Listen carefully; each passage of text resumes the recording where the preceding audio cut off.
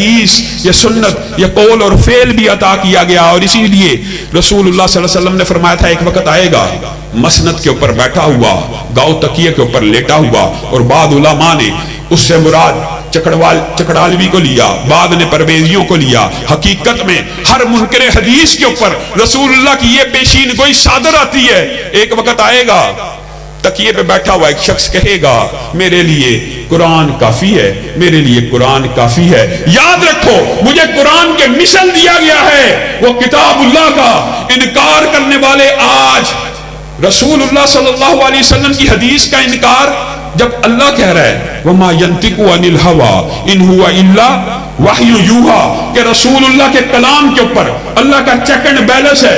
رسول اللہ کا کلام وحی ہے, اور اسی کے اوپر بس نہیں ہے. آپ حیران رہ جائیں گے کہ صرف رسول اللہ کا کلام وحی ہے, صرف رسول اللہ کا جو حدیث ہے وہ کتاب اللہ. آج آپ یہ بات سمجھ لیجئے کہ کتاب اللہ بھی, اس کے اندر بھی قرآن و حدیث کا مجموعہ شامل ہے. لیکن اللہ کی قسم اللہ نے بھی سمجھانے کے لیے کوئی کسر نہیں چھوڑی.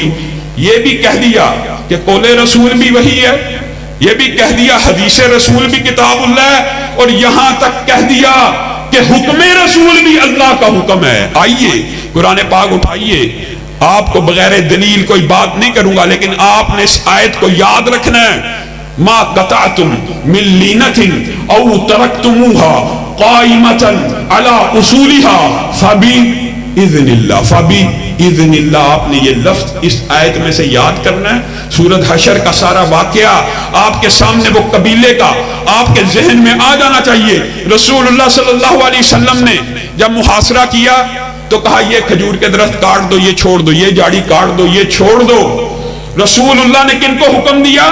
صحابہ کو. کیا حکم دیا؟ یہ کاٹ دو اور یہ چھوڑ دو, یہ کاٹ دو اور یہ چھوڑ دو. یعنی رسول اللہ بعض کو کٹوا رہے ہیں اور بعض کو چھڑوا رہے ہیں.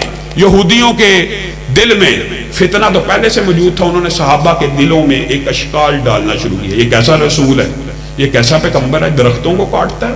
درختوں کو کاٹنے کی تو اسلام میں اجازت ہی موجود نہیں ہے. آپ کے